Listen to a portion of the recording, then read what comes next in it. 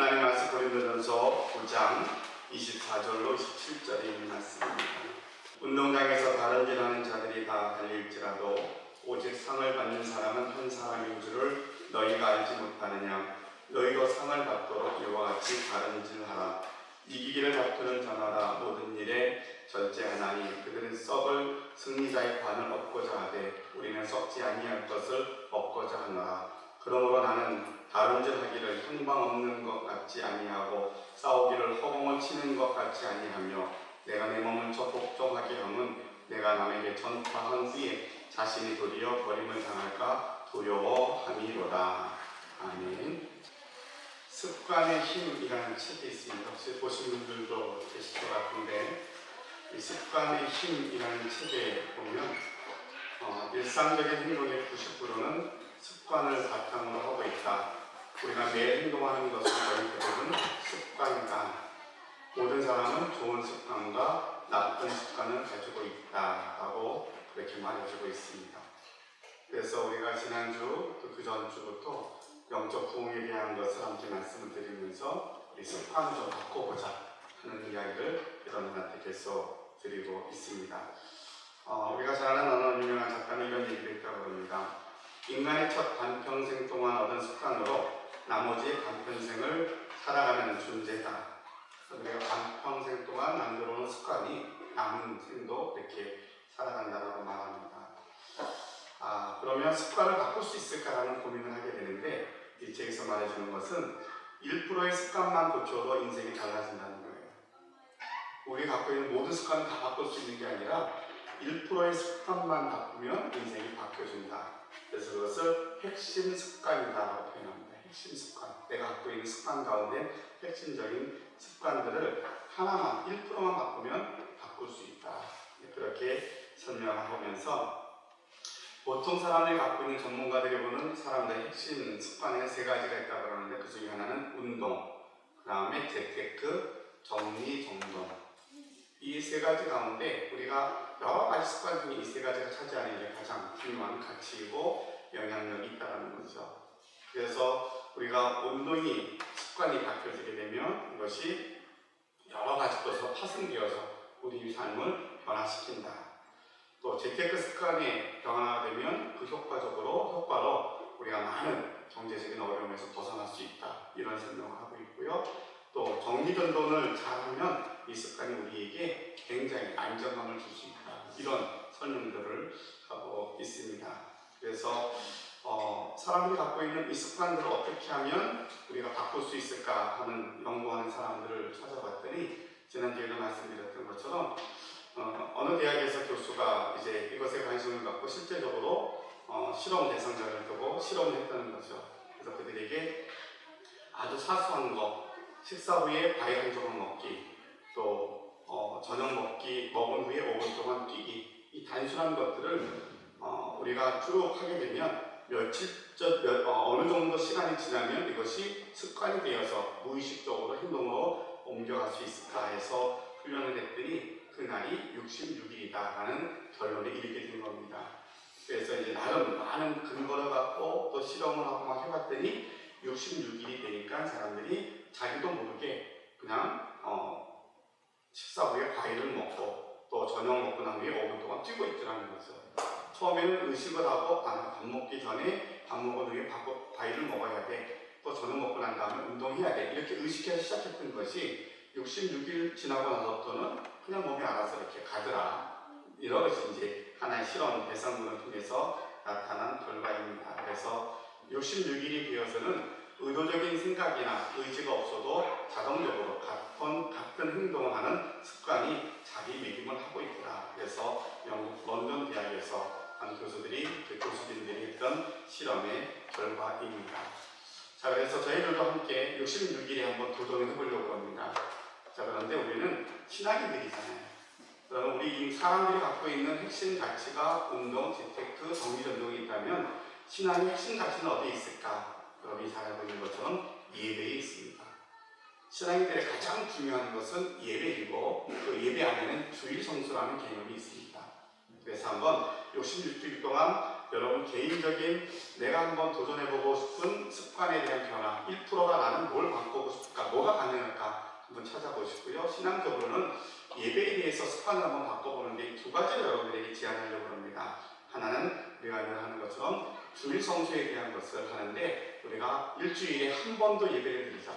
매일매일이 아니라 일주일을 나눠서 일주일 동안 나는 신앙생활하면서 주일 한 번은 충분한 것 같아 라고 하시는 분이 계시다면 뭐 이때까지 주일 한 번 예배 드리는 것도 대단한 거라고 생각했지만 우리가 일주일 중에 우리 교회에서 공적인 예배가 드려지는 게 수요일이 있고 금요일이 있고 또 그 외에도 중보기도 모임이 있고 새벽기도회가 있잖아요. 그러니까 내가 일주일에 한 번 더 공적인 예배를 한 번 더 참석해보자. 한번 그렇게 한번 우리가 도전을 해보는 겁니다. 그럼 매일매일 할 수 있는 영적 습관 예배를 우리가 어떻게 할 수 있을까 생각하다가 지금 우리가 하고 있는 것처럼 여러분 감사 예배, 감사 기도록들을 쓰는 겁니다. 66일 동안 지금까지 해오는 것처럼 한번 계속 매일 저녁이 되면 감사의 제목들을 3가지씩 써나가는 거예요. 써나가면서 66일 동안 하는데 이것은 제가 만든 게 아니라 어느 강사가 자기가 이제 이것을 도입을 해서 습관 달력이라는 걸 만들어 놨더라고요. 제가 막 정보를 찾아보니까 그래서 여러분한테 뒤에다가 만들어 드리려고 해요. 이렇게 66일 습관 달력. 여기다가 자기 이름 쓰고 내가 원하는 목표 쓰고 체크한 다음에 이제 오늘부터 시작하는 거예요. 그래서 66일 동안 이거 다 쓰시고 난 후에 66일 뒤에 제가 거둘까 싶어요. 다 했는가? 그래서 이게 우리가 교회적으로 뭐 복음에 대한 이야기라든가 말씀을 듣는 건 당연한 것이지만 근데 우리 모두가 다 예수님 안에서 분명히 구원받았고 은혜로 살아가는데 뭔가 답답함이 있을 때 우리가 이런 방법도 한번 실천해 보는 것도 괜찮겠다 생각이 되어서 이 훈련들, 이 작업들을 지금 하고 있는 겁니다. 이건 제가 갑자기 창의적으로 만들어 놓은 게 아니라 지난번 총회 교육 가서 배워보는 거예요. 총회에서도 총회 목사님이랑 모든 분들이 막 고민을 해서 어떻게 하면 우리 교회 교단이 좀 신앙적으로 영적 도움을 할까 막 고민하다가 이르게 된 게 뭐냐면 우리 습관이 좀 바뀌어져야 되겠다. 영적 습관이 바뀌어져야 되겠다. 이렇게 도입을 한 겁니다. 그래서 영적 습관을 바꿔가는 것 중에 저희가 그동안 해왔던 것들을 적용하다 보니까 그래 영적 습관 가운데 우리가 예배와 감사에 대한 것들을 한번 습관으로 만들어보자 하는 마음에서 이 일을 시작하려고 합니다. 기회에 이제 여러분 예배 마치고 나면 이 66일 습관 달력을 프린트해 놓을 테니까 여러분 꼭 가져가셔서 우리 아이들도 그렇고 전부 다 우리 아동도 그렇고 같이 다 했으면 좋겠어요. 전부 다 해서 내가 꼭 할 수 있는 거 너무 대단한 거 말고 아주 작은 거 우리 모두가 해야 될 것은 예배를 성공하는 것, 주일 성수하는 것, 예배 한 번 드리는 것 거기다가 감사를 하루에 꼭 3개씩 써보는 거 그래서 또 다른 노트에다 쓴 다음에 여기다 체크하는 거예요. 내가 뭐뭐 했는가. 그리고서는 내가 좀 건강이 조금 걱정이 되는 것 같아. 건강을 위해서 나는 어떤 습관을 하면 좋을까. 요새 뭐 정보가 하도 많으니까 내게 맞는 운동, 내게 맞는 식습관 이런 것들 한번 바꿔보면 참 좋을 것 같아요. 저도 곰곰이 이제 이걸 준비하다가 저는 어떤 게 필요할까 생각하니까 여러분들한테 제가 이런 걸 제안하면서도 한쪽으로는 저는 이게 하는 일이니까 별로 어려움이 별로 없다고 생각되는데 일상적인 여러분들은 많이 어려움이 있을 것 같다 생각이 들어요. 그래서 어쨌든 정보를 많이 드리고 도와드려야 되겠다 생각이 들면서 근데 이 정보가 두 개가 좀 충돌이 되는 게 있더라고요. 저도 저녁이 되면 조금 물을 마시는 것을 좀 조절해야 되겠다 생각이 되는데 그 목사가 주일날 예배를 다 끝나고 나면 굉장히 좀 공무해요. 허전하고 그리고 머리를 일주일 동안 오늘 전할 서대로 쌓아놨다가 이게 다 지워져야 다음 주 것도 준비하거든요. 그러니까 주일 오후가 되면 막 이제 있는 것 다 주일 예배 끝나고 나면 허전하니까 날 뭐 먹어요. 그래서 좋지 않다는 콜라도 잘 먹고 이제 아내한테도 오늘은 용서해달라고 이게 또 양해해달라고 그래서 콜라도 먹고 저녁이 되면 막 허전하니까 먹고 막 그래. 조절이 잘 안 돼요. 그래서 저도 잘 안 되는데 어쩌겠어요. 그래서 혼자 저도 이거 하면서 몇 시 이후부터는 뭐 건강을 이야기하는 사람들은 다 공식처럼 얘기하잖아요. 뭐 6시 이후부터 8시 이후부터 뭐 먹지 말라는가 이건 다 아는 얘기인데 그래도 한번 해봐야 되겠다. 저도 이제 그런 걸 하나 더 적으려고 해요. 여러분 스스로도 내게 맞는 것들을 한번 써가서 이게 습관을 66일 동안 여러분 혼자 하면 하다가 작심삼일로 끝나겠지만 제가 이제 매일 주일마다 확인해 드릴 거예요. 연말까지 한번 해볼 테니까 끝까지 가면 좋지만 못 가도 한 번만큼 좋아요. 그러니까 한번 도전해보고 그렇게 실천을 했으면 좋겠습니다. 자, 이제 오늘 본문의 말씀으로 돌아오면 사도 바울이 이렇게 고백을 합니다. 본문의 27절에 보니까 내가 내 몸을 쳐서 복종하게 함은 내가 남에게 전파한 후에 자신이 도리어 버림을 당할까 두려워함이로다. 그래서 자신이 평생 동안 다메섹에서 만난 그 예수님 때문에 너무 감사하고 예수님의 말씀대로 내가 이방의 사도로 살겠습니다 결단하고 열심히 달려오고 있는데도 불구하고 그리고 매일 나는 죽습니다라고 고백을 하고 그의 삶의 흔적 속에 사도 바울은 어떤 사도보다도 정말 열심히 살았고 정말 스스로 고난의 길, 어려운 길을 쫓아가며 복음을 따라 살았던 그였는데 그가 이런 고백을 합니다. 내가 정말 열심히 했는데 마지막 순간에 내가 하나님께 버림을 당할까 두려운 마음이 있더라는 거예요. 사도 바울 같은 대사도가 그럴 정도라면 저는 늘 바울에게 잠깐 비춰볼 때마다 야 나는 어디에 서야지 라고 하는 생각이 들기도 해요. 너무 부족한데 너무나 정말 자격도 없고 능력도 없는데 내가 어떻게 해야 되지? 라고 하는 마음에서 바울이 그가 그런 자기의 부족함을 깨닫고서는 그래서 나는 내 자신을 쳐서 복종해야 될 것 같아 라고 고백하거든요. 그러면서 내가 믿음 안에서 열심히 달려왔던 신앙의 그 방향성을 우리에게 좋은 교훈으로 가르쳐줍니다. 그래서 영적 부흥을 위해서 우리가 무엇을 해야 되는가? 예수 믿는 우리 성도들이 다시 한번 사도 바울의 이 믿음의 결단을 통해서 우리가 다시 한번 거룩한 습관을 향한 우리 노력들을 구체적으로 한번 만들어보자. 바울이 어떻게 살았는가를 우리에게 크게 두 가지로 이야기해 줍니다. 그는 그의 삶에 분명한 목표가 있었음을 가르쳐 줍니다. 그래서 본문의 말씀에 26절에 보니까 그러므로 나는 다름질을 향방 없는 것 같지 아니하고 싸우기를 허공을 치는 것 같지 아니하였다라고 말합니다. 우리 아이들이 어렸을 때에는 참 천진난만하고 행복해 보여요. 우리 대학생들이 많은데 어른들이 그렇게 이야기하잖아요. 그래서 대학생 때는 괜찮아. 너희가 대학을 졸업하고 학교라는 울타리를 벗어나면 그때부터는 전쟁터야라는 이야기를 하는데 잘 실감이 나지 않아요. 그렇죠? 졸업해보고 취업 전선에 뛰어들어가야 되는데 요새는 하도 매스컴에서 시험난이 어렵다고 막 그러니까 그냥 막연하게 두려워서 미리 준비하는 그런 모습들도 우리가 생각을 합니다. 어쨌든 왜 그렇게 대학을 졸업하면 학교를 벗어나면 왜 그때부터 전쟁터일까라고 생각하니까 어릴 때는 일어나면 할 일이 있어요. 아이들이 유치원에 아침에 일어나면 유치원 갈 때가 있잖아요. 초등학생도 아침에 일어나면 학교 갈 때가 있고 중학생은 중학교 가고 다 갈 때가 있어요. 근데 이제는 그것이 교육의 기간이 끝나고 나서 사회인이 되면 직장이 없으면 그 다음부터 어려운 게 갈 데가 없어지는 거예요. 아침에 일어나는데 갈 데가 없어요. 왜 정년 퇴직이 되어서 직장을 그만두면 왜 힘이 들까 생각했더니 내가 직장을 다닐 때에는 열심히 아침에 일어나면 갈 데가 있는데 아침에 일어나는데 갈 데가 없는 거예요. 그렇죠? 그러면 왜 걱정이 되고 왜 준비해야 되는지를 몰라서 우리가 돈이 있으면 되는 것 같고 뭔가 집이 있으면 다르게 노후가 준비되는 것 같은데 궁극적으로 곰곰이 생각해보면 왜 나도 모르게 집단적으로 정년이 다가오면 왜 걱정이 될까 생각했더니 내가 아침에 일어나면 갈 데가 없는 거예요. 오라는 데가 없잖아요. 그렇죠? 제가 기도하는 분들한테 가면 그래서 예수 믿는 게 참 좋은 거라고 해요. 왜냐하면 우리는 갈 데는 없지만 오라는 데는 없는데 우리가 오라는 데는 없지만 갈 데가 있잖아요. 그렇죠? 세상 사람들은 다 이해관계가 복잡하지만 우리 교회는 그런 게 없어요. 여러분들이 정년 퇴직하고 그래도 걱정 안 하세요. 갈 데가 있잖아요. 교회 오시면 되잖아요. 그죠? 매일 교회 오셔도 되고 아무 때나 오셔도 되고 아무 때나 와서 교회 와서 예배드리고 찬양하면 얼마나 좋아요. 내가 왜 노후에 대한 아니면 일상적인 생활 속에서 왜 힘이 들까 할 때에 사람들이 갈 데가 없을 때 힘이 들겠구나. 마찬가지로 인생에 목표점이 없으면 그때부터 두려움이 생기는 거예요. 왜 살지? 왜 돈을 벌지? 내가 뭐 때문에 이거 해야 되지? 목표가 없을 때 사람들은 다 이런 것 같은데 허무한 거죠. 일생을 다 산 것 같은데 그때부터 그래 나 괜찮았어 하는데 내가 남은 생애를 뭐하고 살지? 라는 것을 잃어버리면 사람들은 무너지게 됩니다. 지난 주말에 뉴스 중에 하나 많이 관심이 있던 것 중에 하나가 한 외국의 연예인이 자기의 전 재산을 기부했어요. 여러분 다 보셨죠? 여러 신문에서 많이 나왔어요. 약 1,600억 원 정도.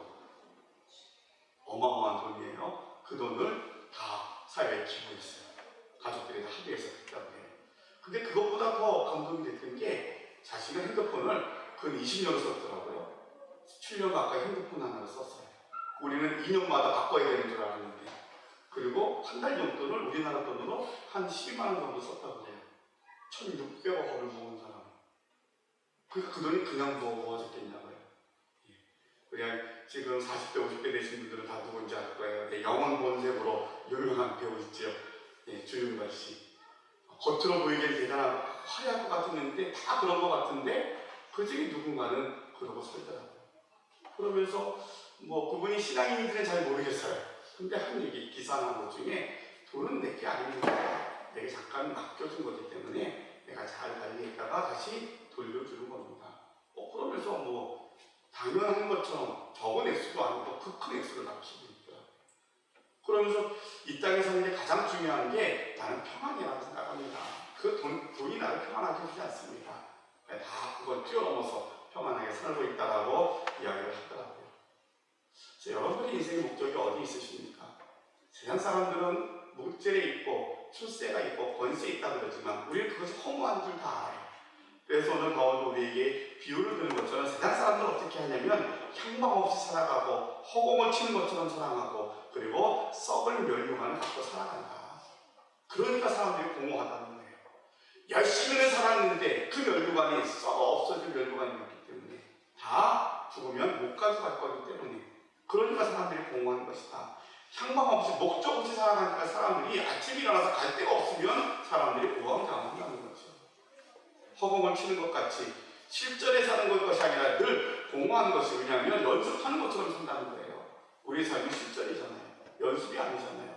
그러니까 사람들은 사는 것처럼 사는데 현실을 제대로 보지 아니하고 좋은 것만 보고 자기가 원하는 것만 보다 보니까 늘 공허하고 불안하고 염려가 되고 쌓이더라는 거죠. 그래서 이렇게 살아가는 인생에 일반 사람들이 하나님 없이 살아가는 사람들이 목적 없이 살아가는 그런 모습과 다르게 나는 분명한 목적을 갖고 살아갔다라고 바울이 말합니다.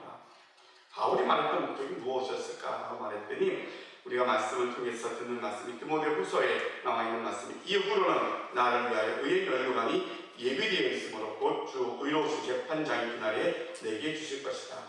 달려갈 길을 잘 달리고 마치며 의의 멸류관이 내게 준비되어 있다라고 바울이 고백하고 있습니다. 우리 예수 믿는 사람들의 궁극적인 목표는 하나님의 나라입니다. 천국이고요. 이 땅에서 하나님의 나라를 확장시켜 나가는데 내가 어떻게 쓰임받을까 하는 것이 우리 성도들의 목표가 되어야 되고 그것을 향한 구체적인 것이 우리 삶의 목적이 되어야 합니다. 그러니까 영생, 천국 그거 없어도 괜찮아. 왜냐하면 지금 살만하거든. 돈만 있으면 괜찮아. 이것이 많은 젊은이들의 생각인 것 같아요. 왜 불편하냐고? 돈이 없으니까. 왜 힘이 드냐고? 내 아버지가 금수저가 아니니까. 이 땅에 사는데 그건 괜찮은 것 같아라고 말하죠. 그러나 그들의 성적에 들어가면 그걸 다 해주면 행복하겠냐는 거예요. 그걸 다 해주면 아침에 일어나면 기대가 되겠냐는 거예요. 근데 세상에 많은 사람들은 다 자기 나름대로의 삶의 영역이 크고 작고는 있지만 모두가 다 하나님 없이 살아가는 자들에게는 아침에 일어나면 또 다른 염려의 연속이고 근심의 연속이라는 거죠. 그래서 예수 믿는 우리에게 주어지시는 하나님의 분명한 목적은 말씀은 너희는 너희가 이 땅에 살면서 하나님의 자녀로 살도록 내가 내 아들을 보내주는 거라고 너희가 십자가의 은혜 보혈의 능력을 아는 것은 너희가 영생으로 천국에 살도록 이 땅에서도 하나님의 자녀로 살도록 그 은혜를 주셨다라고 성경은 우리에게 말씀하고 계시는 거예요. 그러니까 예수 믿는 우리가 어떻게 하면 천국 가지 이 고민은 우리의 고민이 아니에요. 왜? 여기에는 여러분 모두는 다 하나님의 은혜로 다 예수님 믿어 구원받은 백성으로 이미 칭의, 인정을 받았기 때문이에요. 그럼 우리의 고민은 예수 믿겠습니다, 예수 믿어 천국 가겠습니다가 아니라 천국 백성 된 우리들이 하나님의 너무 큰 은혜 주셨는데 여기 합당하게 하나님 나라에 갔을 때에 의의 멸류관을 얻는 자가 되기를 원합니다. 내가 그것을 위해서 오늘 내가 목표를 향해서 달려가겠습니다. 이것을 우리 마음에 사모한 인생의 목표점이 되어야 한다. 이걸 자꾸 놓쳐버리니까 힘들 때는 예수님이 필요합니다. 나 살려주세요. 내가 힘든 거 좀 벗어나게 해주세요 하는데 지나가면 돌아오는 시대잖아요. 어렸을 때 기억에 가끔 여러분들한테 이런 극단적인 비유 많이 들잖아요. 불치병에 걸렸어요. 요새는 정말 우리나라가 잘 사는 나라고 정말로 감사한 일이 많아요. 지난주에도 우리 항암 치료받고 있는 친구 만나서 또 사모님 때문에 여러 가지 이야기하다 보니까 이 나라가 얼마나 감사하냐면 항암 치료 받을 때 여러분 그 치료비가 100만 원 나오면 환자가 얼마나 내는지 아십니까? 10%. 예, 올해부터 법이 바뀌었습니다. 5% 냅니다. 그래서 치료비 100만 원 나오면 5만 원만 내면 돼요. 암에 대해서 치료받는 모든 것들은 다. 대단하지 않습니까? 이 나라가 그렇게 굉장히 잘 사는 나라가 된 거예요. 우리는 너무 좋은 나라에서 그렇게 살아갑니다. 그러니까 우리나라에 살아가는 이 좋은 환경 속에서 세상의 것들을 바라보는데도 우리가 계속 충분히 감사할 수 있는데도 안 그렇잖아요. 이런 가운데 하나님이 우리에게 주신 분명한 목표점은 이 땅에 소망이 있지 아니하고 하나님 나라에 소망이 있다고. 그래서 충분히 이 땅에서 괜찮게 사는 것 같지만 아닙니다. 우리는 인간의 본연상 죄의 문제를 해결하지 아니하면 끊임없이 우리는 고통과 억압 속에 살아갈 수밖에 없습니다.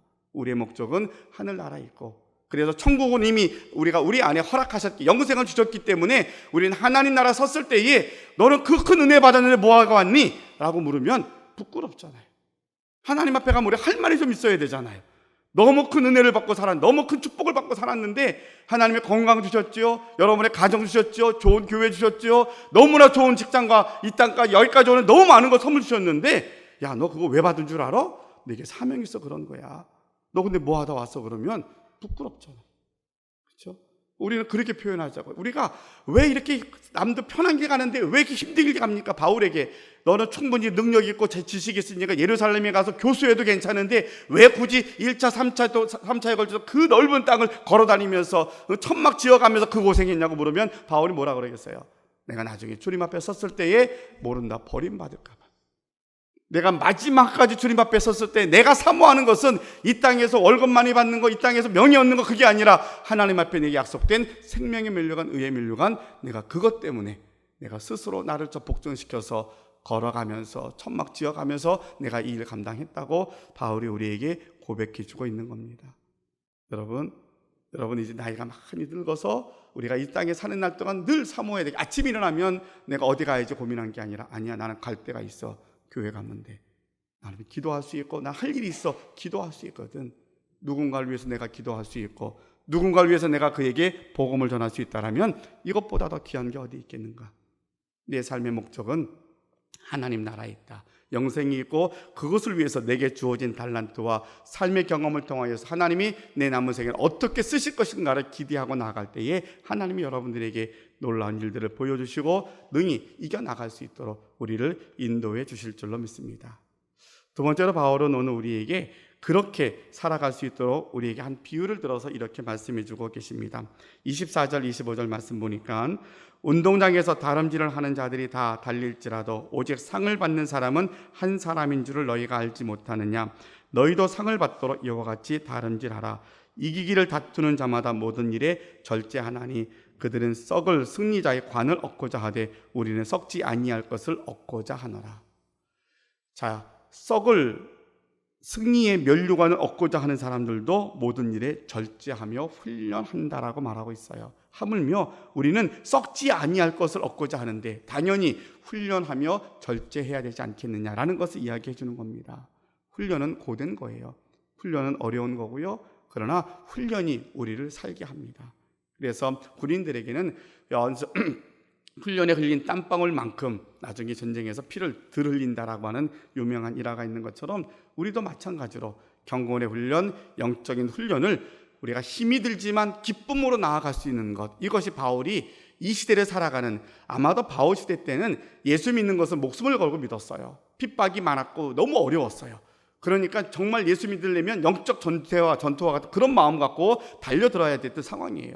오늘날에는 우리 대한민국의 상황은 예수 믿는데 전투적으로 믿는 사람 별로 없어요. 왜? 편안하거든요. 예수 믿는다고 해서 누가 쫓겨나거나 간혹 개인적으로는 있지만 우리 사회적으로는 그렇지 않아요. 당연히 그냥 예수 믿으면 괜찮아, 나쁜 거 아니, 이 정도거든요. 우리가 간절함과 전투적인 마음이 생기기가 어려워요. 왜요? 너무 편안하니까. 그럼에도 불구하고 우리의 목표가 하나님 나라이면 우리가 주어진 이 상황, 오늘 우리 이 서산만 보는 게 아니라 대한민국을 보고 한반도를 보고 세계를 보면서 우리를 향하신, 아이고 우리가 뭐 하면 대단한 거, 이런 우리가 뭐 대단하다고요? 아니요. 하나님이 보셨을 때에는 여러분 한 사람 한 사람을 통하여서 전 세계를 향한 하나님의 계획을 이루고자 한다면 그들을 바라보면서 우리의 간절함으로 하나님께 나아가야 되는데 그러기 위해서 훈련의 자리를 기쁨으로 나아가도록 바울이 우리에게 주의 말씀으로 명령하고 계시는 겁니다.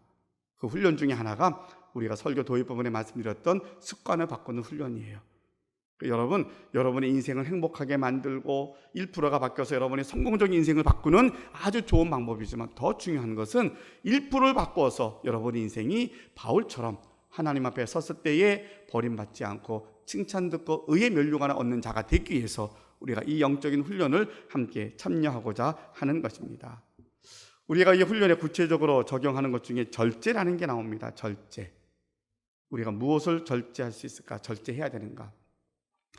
금주, 금연에 대한 이야기를 저는 선교사님들이 우리나라에 처음 100여 년 전에 들어왔을 때에 우리나라의 형편을 보니까 너무 가난한데 너무 가난하고 구조적으로 너무나 복잡하고 어려운데 근데 이제 겨울철이 되고 하면 모여서 술 마시고 또 담배 피고 이런 것들이 이제 선교사님들 보기에 조금 악습인 것 같다. 그래서 이제 우리 예수님 믿는 사람들에게 꼭 지켜야 될 그러한 행동 강령 중에 금주와 금연이 들어가 있다라고 배웠어요. 또 그게 맞는 내용이고요. 그것만 있는 줄 알았더니 또다시 또 말씀을 쭉 준비하며 자료를 찾다 보니까 일제시대 때 있었던 만행 중에 이런 게 있더라고요. 1919년 3.1 만세운동 이후에 일제가 소위 문화통치라는 유화정책을 씁니다. 그래서 문화정책을 쓰는 것, 식민지 통치의 수단 중에 하나 삼았던 게 뭐냐면 서울, 부산, 대구와 같은 큰 기차역마다 나라에서 관리하는 공창을 만듭니다. 우리 어른들은 무슨 말인지 알죠? 공창을 만들고 술, 담배, 아편 같은 것들을 나누어주고 퍼지기 시작을 합니다. 중독시키는 거죠. 그러니까 우리 그 당시의 젊은이들에게 술과 담배와 아편이 너무 쉽게 접할 수 있도록 그렇게 유도해 준 거예요. 공창제도를 만들어서 보편화시키고 결국은 다 점점 그쪽에 중독되어서 결국 이 땅의 많은 젊은이들이 다 황폐해져 가는 그런 문화로 바꿔져 간 거죠. 그러니까 분명히 자기 나라 국민들한테는 이것이 잘못되고 안 좋은 거라고 알렸을 것 같아요. 지금 우리가 계몽하는 것처럼. 근데 식민지화시키는 우리나라에 와서는 이것을 다 쏟아준 거예요. 다 줘버린 거예요. 다 먹고 마시라고. 왜 그런지도 모르고 그걸 먹고 마셨던 젊은이들이 점점 황폐해져 가고, 그래서 그 정책을 썼던 그 다음에 이렇게 조사를 해보면 술 소비와 연초 소비가 급증한 것이 나온대요. 젊은이들에게. 그러니까 이게 나쁜 의도로 선교사들이 와서 이 나라 가난을 이기겠다고 해서 그것을 운동을 시작을 했지만 또다시 이 식민지화시키는 정책 때문에 나쁜 의도로 그것을 다 심어놔 버렸던 거예요. 그래서 1923년경에 조선 기독교 여자 절제회가 생깁니다. 여자들이 일어나기 시작한 거죠. 여자들이 일어나서 절제 운동을 시작을 합니다. 금주, 금연 운동을 시작했고 공창 폐지 운동, 마약 퇴치 운동을 다시 기독교의 여자들이 일어나서 시작하기를 시작을 했어요. 이것을 그대로 두면 나라가 망한다. 이대로 두면 나라가 망하고 결국은 영적으로 폐허가 된다는 절박한 마음을 가지고 이 운동을 시작했다 그럽니다. 그래서 1931년에 신정 찬송가에 보면 그 찬송가 안에 그 금주가가 들어가 있어요. 금주가. 이거 찾다가 못 찾았어요. 오직했으면 찬송가 안에 금주가가 들어갔어요. 근데 이것이 이전에 우리가 선교사들이 들어왔을 때 그 상황이 아니라 일제 때 일본 사람들이 나쁜 의도로 해놨던 것들을 교회에서 그것을 막아야 되겠다. 왜냐하면 이게 막아지지 않으면 나라가 존폐가 걸릴 만큼 위급하게 느꼈던 거죠. 1938년도에 청소년 보호법이 제정이 될 때에는 미성년자 금주 금연법이 법조항에 포함이 되었다 그래요. 그렇게 그 당시에는 기독교가 5% 내외였어요. 아주 적은 프로테지였는데 그 당시에 그 여성들이 믿음의 식구들이 일어나서 나라를 살리는 일에 절제운동을 시작했다는 역사가 우리에게 소개를 됩니다. 지금 우리 사회는 소비가 미덕인 사회예요. 그렇죠? 소비가 경제의 활성화가 되고 좋은 것이라고 다들 그렇게 관장을 합니다. 그러는 사이에 우리도 모르게 우리가 다른 기관에서 설명할 만몬이에요. 물질이 다스리는 사회가 되어버렸어요. 영적인 것보다 물질이 더 우선되고요, 돈이 우선이라고 생각을 해요. 굉장히 풍요로운데 사람들 그 속에서 행복하지 못하고 두려움 속에 살아가요. 왜 그럴까? 그것이 같이 나타나는 현상이 뭐냐면 교회의 위기설까지 온 거죠. 많은 사람들이 교회가 위기라는 말은 다 이구동성으로 말합니다. 그래서 인구 절벽이 오면 교회도 절벽 시대가 올 거다. 이미 우리 한국교회 통계를 봐도 우리 아동문화 청소년 중고등부가 없는 교회가 반 이상이 된다 그러잖아요. 그러니까 이것이 급격하게 진행될 거라고 이야기를 해요. 결국 무슨 얘기를 해요? 사탄이 또 그렇게 굳이 말하지 않더라도 영적으로나 모든 부분에서 우리도 모르는 사이에 그냥 좋은 줄 알고 편한 줄 알고 살아왔는데 그러는 사이 영적으로 황폐되어져 가고 하나님이 원하시는 것들이 다 무너져 가고 있더라는 거죠. 이런 시대적인 상황에서 우리는 어떻게 그러면 이 시대를 볼 수 있어야 되는가? 다시 한번 바울의 이 고백과 절규처럼 저와 여러분에게 영적인 훈련 앞에 부르시는 주님 앞에 나아가는 저희들이 다시 한번 절제에 대해서 우리가 무엇을 절제하고 절제 운동에 어떻게 참여해야 될 것인가를 고민하는 그러한 시점이 와 있지 않나 생각을 합니다. 자, 그럼 우리는 지금 뭘 절제해야 됩니까? 목사님, 그러면 지금 우리도 금연 운동을 해야 되겠습니까? 라고 말하기에는 사실은 참 그것조차 어려워요. 금주 문제가 아닌 것 같아요. 조금 더 큰 의미에서 우리가 절제해야 될 것이 무엇이 있을까라고 말할 때 금주가 아닌 여러분 물질을 절제할 줄 아는 저와 여러분이 되시기를 바랍니다. 고민하면서 사실은 여러분들한테 이야기를 합니다. 여러분, 우리가 하나님 앞에 드리는 물질 헌금에 대한 이야기하면 강대상에서 누군가는 시험이 들어요. 참 어려워요. 근데 저는 하나님께 것을 하나님에 드린다라고 생각하기보단 우리는 그렇게 고백하잖아요. 내가 다 죽어서 이미 없어요. 예수님의 피로 새 생명을 얻었어요. 그 이후에 사는 모든 것은 다 주님의 것이잖아요. 다 주님의 것인데 뭔 주님의 것을 주님께 드리고 어느 건 하나님의 것이고 어느 게 내게, 그게 아니라 다 주님의 것이에요. 다만 주님이 이렇게 하나씩 가르쳐 준 것을 순종하며 드리는 거예요. 연예인들도 한 연예인이 제가 예를 들어 말했지만 돈은 내게 아니야. 그냥 내가 그것을 관리하는 사람인 거야 라고 생각했다면 하나님 있는 우리에게는 물질은 내게 아니에요. 다 하나님의 것이에요. 건강도 마찬가지지만 그렇다면 내가 쓰는 모든 소비되는 모든 것 중에서 우리가 한 번 더 절제에 대해서 깊이 한번 생각해 볼 필요가 있을 것 같다. 사람마다 기준은 다 다를 것 같아요. 그래서 굳이 딱 꼬집어서 술 먹으면 안 된다, 술 먹으면 죄다 이렇게 말하기는 이미 그 의미는 없는 것 같아요. 담배 마찬가지고요. 그게 아니라 물질에 대한 부분에 대해서 내가 소비하는 것, 내가 정말 필요 이상의 것들을 많은 것이 있다면 한번 절제해보자, 끊어보자. 그러려면 다 써봐야 돼요. 내가 어떤 소비가 되고 어떻게 나가는 걸 다 써봐야 돼요. 그래서 불필요한 것이 있으면 끊자. 왜? 그것이 바로 내가 절제 운동이고 그것이 바로 영적으로 돌아가는 운동이다라고 생각하시면 됩니다. 두 번째로는 시간이에요.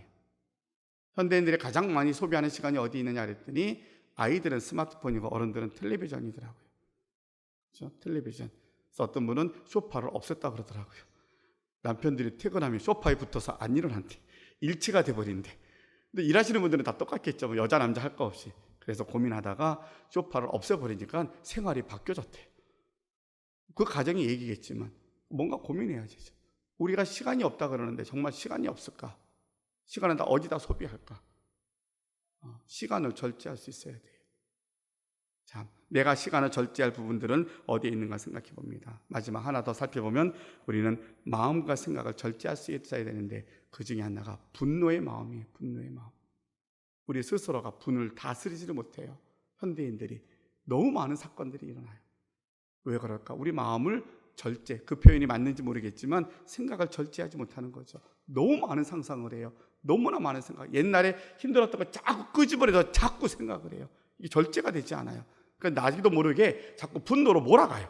이 생각이 점점 많아지면 그쪽으로 몰아가는 거예요. 다 원수가 되고 다 싫은 사람만 되는 거예요. 어느 순간에 나를 뚝 건드리면 폭발해버리면 이제 불특정 다수에 대해서 이상한 일들이 벌어지잖아요. 우리 생각과 마음, 우리 분노가 절제가 되지 않으니까 이런 것들이 우리를 더 고통의 길로, 더 큰 아픔으로 몰아가는 것 같습니다. 그래서 절제에 대한 구체적으로 여러 가지 세밀하게 나와 있는 것도 있지만 저는 여러분에게 세 가지를 제안하려고 합니다. 우리가 절제하는 것 중에 하나, 물질을 절제해보자. 구체적인 건 여러분이 아실 거예요. 시간을 절제해보자. 그리고 마음과 생각을 절제하자. 이 절제 훈련을 통하여서 우리는 그 남은 것들을 절제하여서 남은 에너지, 남은 힘, 남은 물질을 갖고 뭐 할 거예요? 하나님의 뜻을 위해서, 하나님의 나를 위해서 우리가 집중하는 거지요. 우리가 그렇게 하나님 앞에 헌신하고자 할 때에 하나님이 우리를 정말 사도 바울처럼 하나님 앞에 섰을 때 착하고 충성된 종으로 우리를 인정해 주실 것이요 생명의 면류관을 받는 축복의 자리로 우리를 인도해 주실 줄로 믿습니다. 이제 말씀을 정리합니다. 여러분의 핵심 습관 가운데 내가 꼭 고치고 싶은 게 있습니까? 여러분은 초대합니다. 66일 동안 한번 우리가 도전해 보자고요. 내가 써보고 1%의 습관이 바뀌면 인생이 바뀝니다. 여러분 인생이 지금보다 나아지길 원하잖아요. 특별히 예수 믿는 우리들은 하나님의 백성 되기를 원하잖아요. 1%의 변화를 한번 도전해 보자고요. 써야 돼요. 쓰고 다 체크해 보는 겁니다. 자, 우리의 신앙생활의 가장 핵심적인 습관은 예배입니다. 예배는 보는 게 아니라 드리는 겁니다. 이제 나와야 드려지지요. 이제 예배에 대한 것도 조금 더 우리가 지나면 또 교육을 할 건데, 예배는 참여하는 것, 주의 성수하는 것, 한 번 더 예배 드리는 것, 매일 감사를 쓰는 것. 매일 감사를 쓰면 다시 한번 우리 인생이 바뀌어지는 것을 경험할 겁니다. 사도 바울은 그렇게 남이 편한 길이 있음에도 불구하고 힘든 인생을 살았던, 힘든 사역의 일을 살았던 그였는데도 날마다 그는 그렇게 고백을 합니다. 내가 매일 죽어야 된다고, 그리고 내 안에 그리스도가 산다고, 나를 저 복종시켜야 된다고. 왜냐하면 그렇지 않으면 내가 버림받을 것 같다. 나는 하나님 앞에 섰을 때에 의의 면류관, 생명의 면류관 꼭 받고 싶은데 그러기 위해서 내가 훈련의 자리에 더 열심히 나아간다고. 저와 여러분도 바울과 같은 그 소망이 있을 줄로 믿습니다. 여러분 영적 훈련의 자리에 기쁨으로 나아가는 저와 여러분이 되고, 절제에 대한 것, 내가 뭘 절제해야 되는 것을 한 번 더 생각해서 절제에 대해서 한번 우리가 실천함으로 여러분의 삶이 변화되고, 날마다 주님과 동행함으로 성전에 오는 것이 기쁨이 되고, 주님이 나를 통해 일하시는 것들을 기대하며 날마다 승리하는 우리 모두가 되시기를 주님의 이름으로 축원합니다. 기도하겠습니다. 사랑의 아버지 하나님, 감사합니다. 저희들이 영적 부흥을 위해서 말씀을 배웁니다. 영적 부흥을 위해서 우리가 습관을 바꿔야 되겠다는 것을 깨닫게 되었고, 구체적인 습관에 대한 필요성과 그리고 습관을 바꿔가는 것들을 배웠습니다. 주님, 정말 중요한 것은 우리 의지로 안 됩니다. 우리가 함께 갈 때에, 그리고 성령님이 도와주셔야 가능합니다.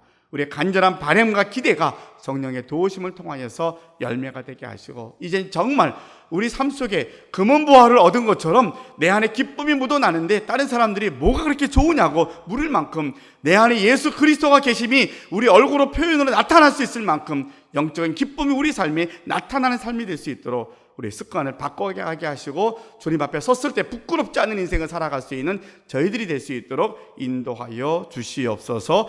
예수님의 이름으로 기도하옵나이다. 아멘.